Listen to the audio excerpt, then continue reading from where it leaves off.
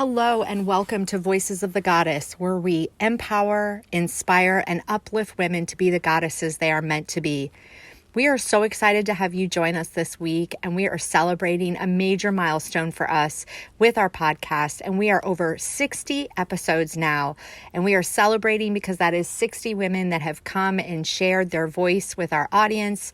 They have shared their struggles, their successes, their challenges, and just how they do what they do every day. And we just want to celebrate each and every one of them.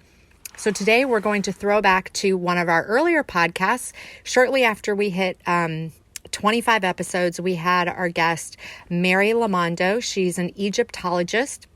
She was an incredible guest, as are all of our guests, but we just wanted to showcase her and let you learn a little bit more about her. She has an amazing energy, a beautiful spirit, and we just thoroughly enjoyed it. So enjoy today's throwback.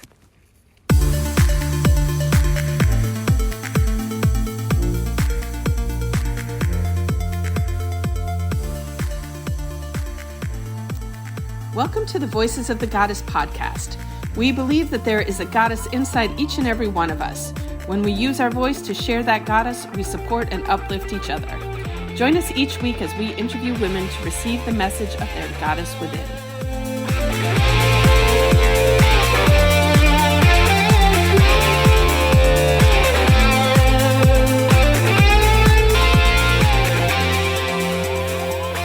Hello, we are so excited that you are joining us today. We have an extremely amazing guest this afternoon. But first of all, my name is Allyson and I am your holistic nutritionist. And joining me today is my awesome sidekick.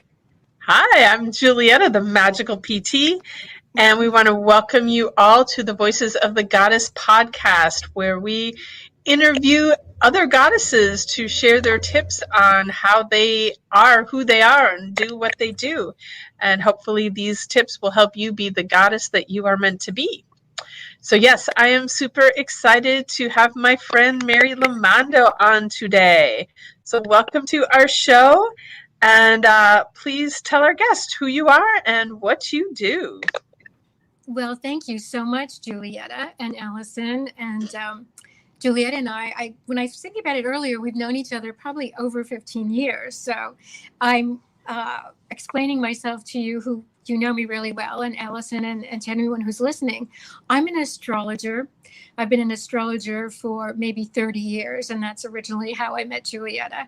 And I also do counseling.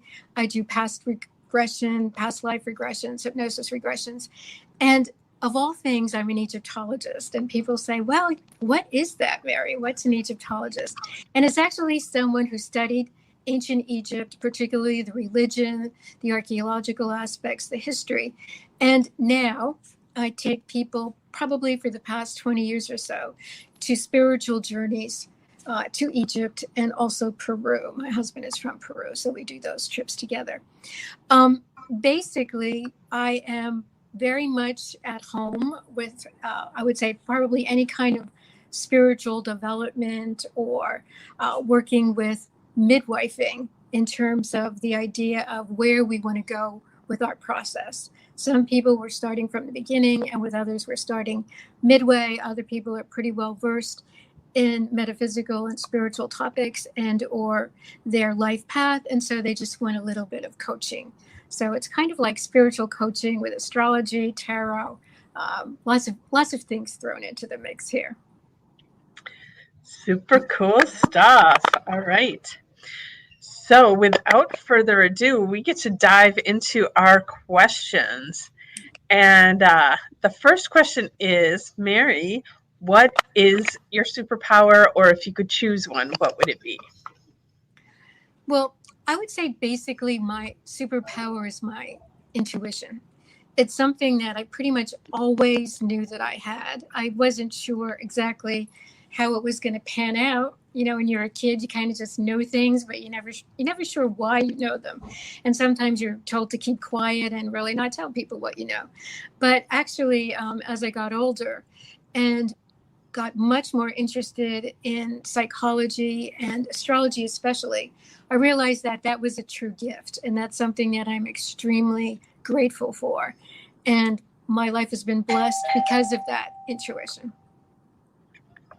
And I think, speaking to your, I can relate back to years ago when a lot of us tried to hide those gifts because they were, people looked at us that we were weird or we shouldn't do that. And I do feel that in more recent years that it is becoming much more acceptable, and it's much easier to be out in the open about being intuitive and tuned into other dimensions and other realities. So do you agree? I 100% agree. And I remember when I was first studying astrology way back in New York, back in the early 1980s, it was kind of you go into a bookstore and there'd be lots of, beautiful things to look at and new books and things. But astrology, it was like, it was just coming into its own. And when I later went to Egypt, there were you couldn't find a New Age store. They didn't exist in Egypt. And so I remember thinking, well, someday I'm just going to be able to go anywhere and find astrology. And, 30 years later, that's exactly what it is. There's an astrologer, or you can buy astrology books anywhere, Amazon, anywhere you go now. It's mainstream, and not just astrology, but channeling, metaphysical, teachers, everyone, the new age, the age of Aquarius, is all about how to bring these ancient, let's call them ancient knowledge, wisdom, all of that into the everyday place. That's what we're doing now. And so, yes, I agree totally that now is something, we don't realize how lucky we are in a way, because for so many years, so much of this was held back. And I'm old enough to remember when you couldn't really talk openly about some of these things. It wasn't just because your family, or your immediate friends poo-pooed it. It was more like it just was taboo. You couldn't talk about it. And years ago, they used to burn the witches at the stake for stuff like that. Well, right. And you died for it. Right. We go back into our, lineage and our different histories, especially women that I call wise women. Now, all women are smart. All women are intelligent. I'm a proponent of, women are very much I want to say the superior race, but we're very much more than we've been billed in the past. When we look at some of the lineages having to do with wise women, whether they were healers, whether they were seers or oracles, it's always been, held down. It's always been persecuted, and it's always been a taboo subject to be a wise woman. And now we're out in the open and teaching about the different goddesses and how they are archetypally relevant for us today as modern women. Because a lot of people say, well, Mary, what's all this stuff with the past? Why is that interesting? Well, when we realize that we all operate, especially as Carl Jung said, on this idea of archetypal psychology, we all understand that sometimes things like the shadow can pop up. We've got different, we talk about our inner masculine and feminine nowadays. That's all about the animus and anima. So we have inner archetypal beings inside of us, and how we work with that and resolve certain issues is the lifelong path that we're all on. I find it all so fascinating, and I have to tell you guys that you're talking about that. My mother, when I was middle school, so I would have been 13 or 14, which is a really long time ago, my mother did her past life regression, and at that time we didn't talk about it. Like, I knew she was doing it. She told me and my sister she was doing it, but we certainly did not talk about it. Like, I didn't tell friends. They would have thought my mom was, I hate to say it, but they thought she was crazy for doing that stuff. But I've always found that so fascinating. It is fascinating. And again, as we move more into what, popular culture and not just astrologers anymore, talk about the new age, the age of Aquarius. What does that mean? And it actually means Aquarius is an air sign. It's all about the mind. It's all about communication and knowledge. So we're coming into a new age of knowledge and understanding that on a perceptual, intuitive level, which means, yes, you can open up psychically and not be persecuted for it, which is a beautiful thing. I love that. Awesome. So let's jump on to our next question, which is, what is a book that has greatly influenced your life? Well, as an avid reader from the age of 7, there's so many hundreds of books probably that have influenced me. But I would say probably to pick out one that was a mainstay that to this day I still go back to is Carl Jung's Memory, Dreams, and Reflections.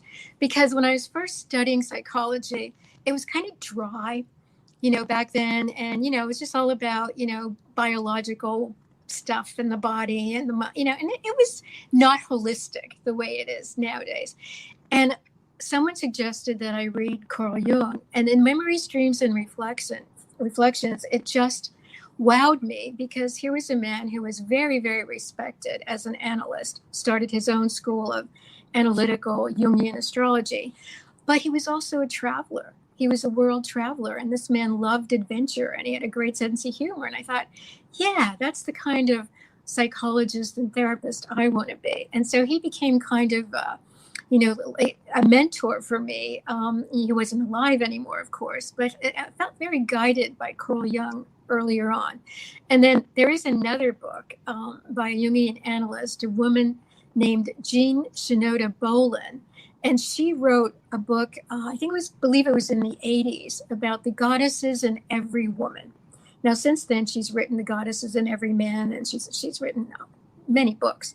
But that first one, that archetypal connection between being a modern woman, working with our psychology, and seeing how these ancient archetypes resonated in our psyche. And she talked a lot about Athena and Demeter and all of the Greek goddesses. It was based on the Greek pantheon. And that gave me sort of an idea that later on blossomed when I first went to Egypt and studied the Egyptian lineage, that there are Egyptian goddesses that also resonate within us. Isis, Hathor, Sekhmet, all of them are healers, and all of them are magical and wise. And so being an astrologer, being an Egyptologist, and also being a therapist, it's sort of blended together.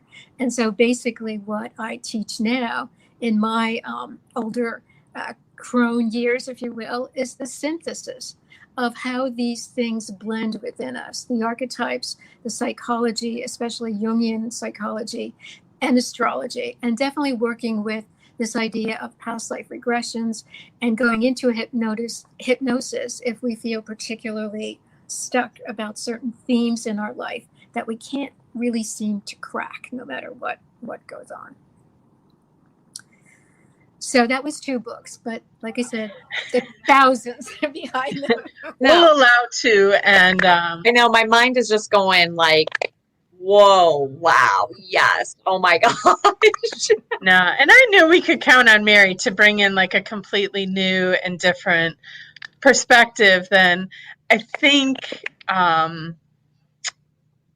most of the books that have been brought up in our past episodes before, most people have heard of and have maybe not read them all, but at least know of their existence. And I'm pretty sure the books today, people would be like, I never heard of that book. I'm going to check it out. So bringing something completely new and fresh to the table.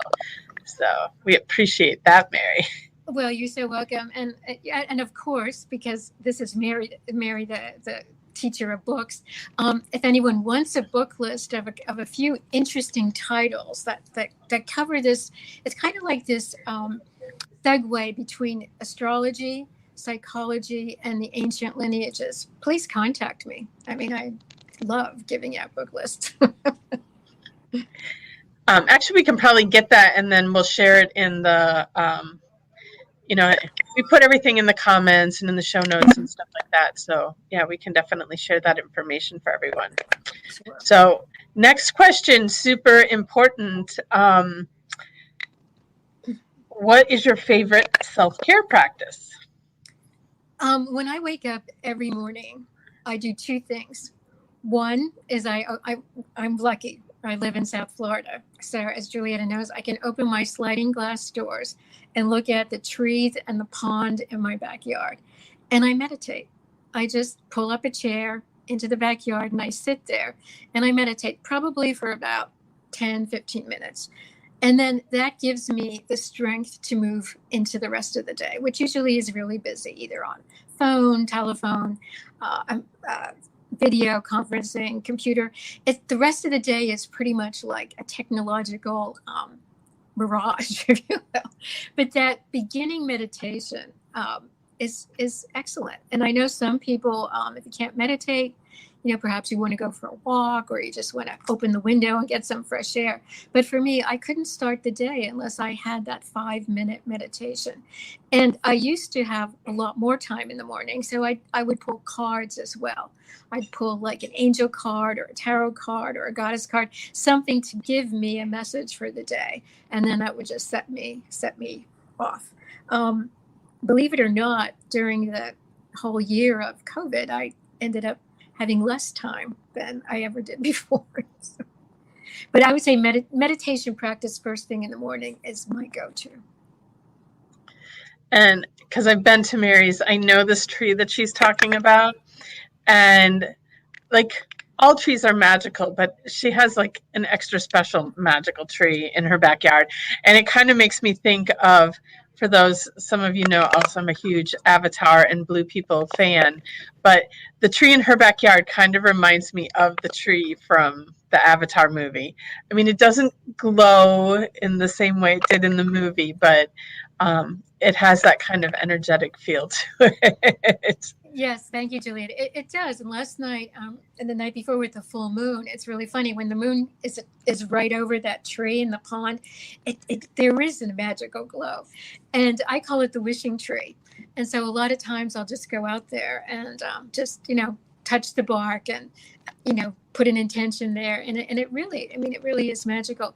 And I do a lot of Buddhist meditation and classes, and I know that the Buddhists do prayer flags, and the next chance I get, I want to get some prayer flags and put them up on that tree. Maybe my birthday, I'm just going to string it with flags. Nice. That's a great idea. All right, next question is, how do you create accountability in your life?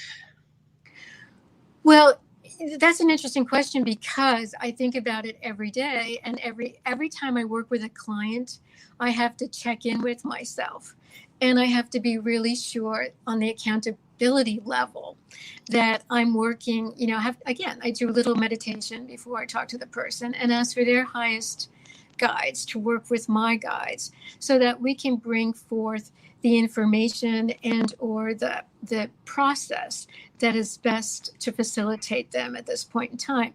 So I always have to kind of keep my ego aside. It's not about me pontificating and telling people things that they never heard before, or like the Wizard of Oz. It's more like, how can I best be of service in that moment? And I think anyone who's a healer, who does any kind of healing, does that.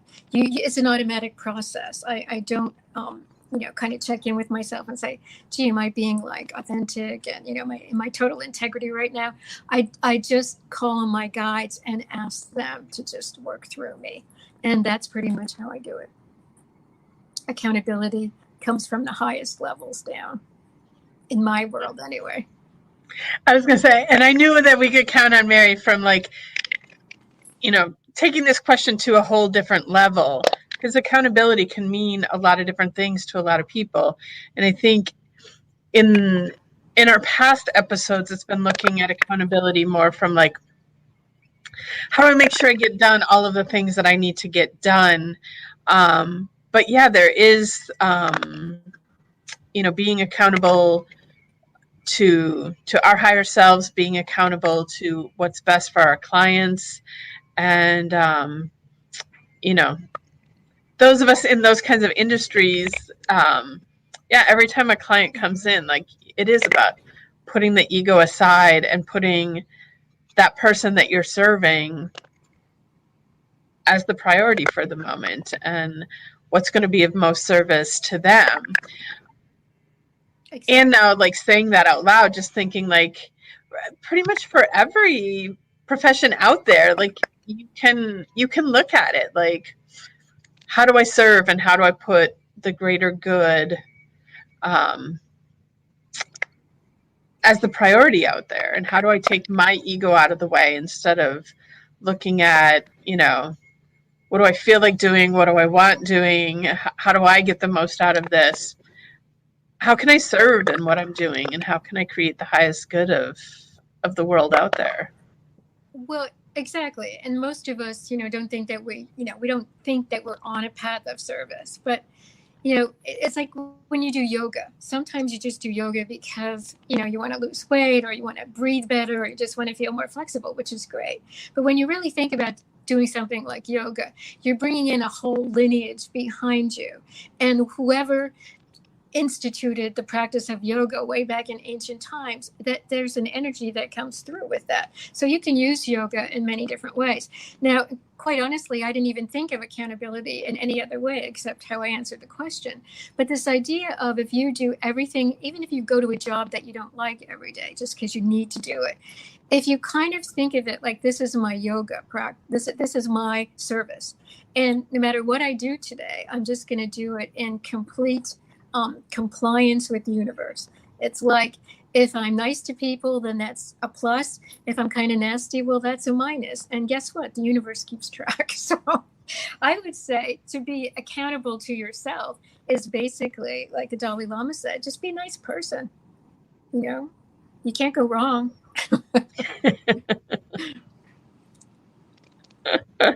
No, Allyson was just signaling the mind-blowing symbol, not realizing that this is going to be on podcast and they can't hear your mind-blown symbol.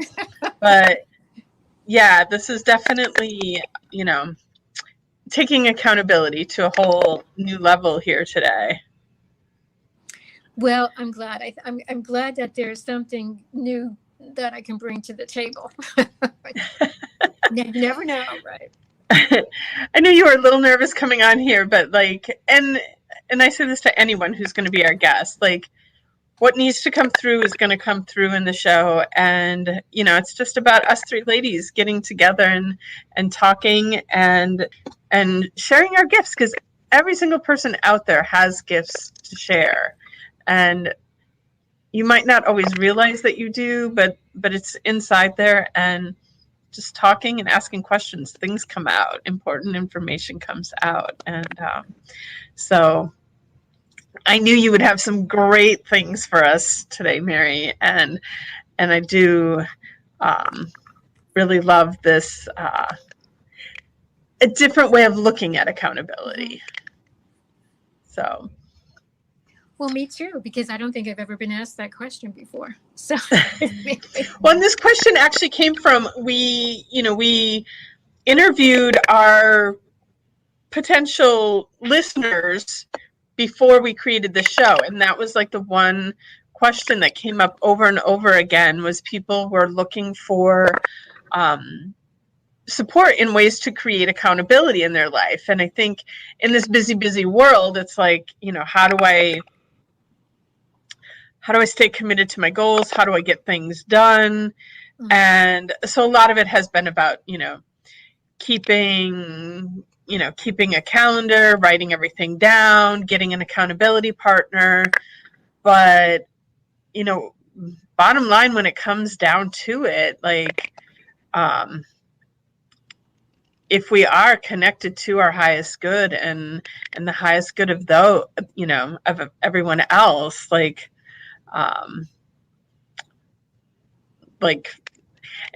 it's accountability on a whole different level. Mm-hmm. that's going to come forth. So that's right. Beautiful. And I totally get it that some people, because there's so much that let's call it so much clutter in everyday 3D reality. It's like it's like cleaning out your closet. Where do you start? When that clutter starts to infiltrate and you kind of get trapped by it, you do, I like that idea of having an accountability partner, or you go ask someone else who has some sort of leverage there to help you get through the clutter or to move it or take care of it. And I think that's, basically that's my job, if you will, professionally, is that I help people remove the clutter from their viewpoint. so that they can see clearly where they want to go, and sometimes what the best way for them to implement those strategies. And so I think it's a, yes, you're right. There's different levels and different ways to even view that accountability. So yeah, if anybody needs any help removing the clutter, just let me know. Allison's got her hand up. Me. Like, that would be me. Wow. Oh, man. Stuff to think about, right? Mm-hmm. And yeah, and it's funny because I like the question about the superpower. I thought, oh wow, I never thought of that before. But yeah, I guess we all have one, don't we? We just have to zero in on it. Mm-hmm. Yeah, a lot of it is acknowledging. I think that like too often, like we don't give ourselves enough credit, enough self-appreciation, and we all do have superpowers. And taking a moment to focus in on what are they, and then that allows us to use them at another level. And you bringing up intuition, like all of us have the ability to have intuition. It just comes easier for some more than others, but it's definitely something that everybody has. You just get to tap into it. Mm-hmm. Yeah, and I think about that too. Also, for moms, being a mom, you have to tap into superpowers you don't even know that you had just to be a mother. And so I think, again, it's such an individual thing. And one of the things that's interesting about astrology is, just to mention that quickly, is that when people are born, we all have really incredible gifts, and we also have challenges that we need to overcome. And one of the things about astrology is it can help you uncover those superpowers if they've been latent or you don't even know that you've had them. It's kind of like, how do we uncover the gold there that's been buried under all the lead? It's really a beautiful process to go through that with someone. Absolutely. All right, we're kind of running out. You're muted, Allison. Do that all the time because I'm trying to like spare you guys from the dogs in the background, but I could sit here and have a conversation with Mary all afternoon. Well, sometimes I do. Oh my gosh. But we are running out of time, ladies, Yeah. So it's time for us to do our takeaways. You want to do your takeaway, Allison? Yes. My takeaway is, first of all, I need to get together with Mary outside of this, first and foremost. But secondly, I love the accountability that she mentioned about the service that we bring to others. And I love how you said it about compliance to the universe. If you're nice, you get back nice. If you're not, you don't. And it's so true. And I think that is truly where we hold ourselves accountable is no matter what you do in life, you are serving the humans around you, whether you're a stay-at-home mom or you're working out in a field or you're running a corporate office. It doesn't matter. You're serving all those people that you are surrounded by every day. And gosh, if everyone would just get it that way and have that goal when they're interacting with people, what a difference we would have, and how people treated one another. And it would just affect so many things. So for bringing that perspective, it's incredible. My takeaway is Mary talking about Carl Jung and books. I have Carl Jung books on my bookshelf that I have not read yet. So it's time to take them off the bookshelf and get them read. That's my takeaway for today. And really, the one book to read is Memory, Dreams, and Reflections. It's his autobiography. He wrote this, looking back on his life, and it's brilliant because he talks about traveling all over the world and going to Egypt, and it's like it's real. Because a lot of the actual psychological book writings in the books, they're very dry. I mean, they're textbooks, really. But that one, his life story is incredible. What's your takeaway for today, Mary?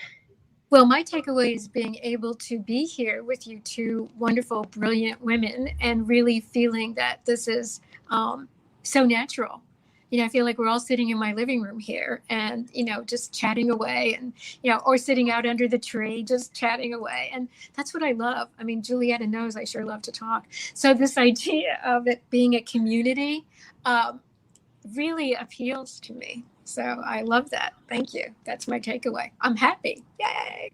Nice. I'll hang out and chat any day. Yay. So, and speaking of that, I think now is an okay time for me to mention that, Mary talked about taking groups to Egypt for tours, and Mary and I are working together to put together an extra special journey to Egypt this November. And we'll put some links in the comments and in the show notes for the podcast if you'd like to join us on that. And we also have a Facebook group for everybody that's interested in taking that trip where, we disperse a lot of information there, and we also are there providing spiritual support for people to have, the most amazing journey that they can have on this trip to Egypt. So if anyone's interested in joining us, we can definitely get you more information on that. But we are running out of time, so it's time to wrap this up. And I just want to say thank you so much to Mary for joining us this afternoon and bringing us a whole new perspective. And I want to say thank you to our audience for tuning in. And if you enjoyed this show, please subscribe either on YouTube, iTunes, follow us on social media, share it with your friends, like us, comment, give us reviews. All of that helps support us and keep us moving this goddess support forward. So thank you all again, and have a magical day. Thank you. Thank you, Mary. Bye-bye.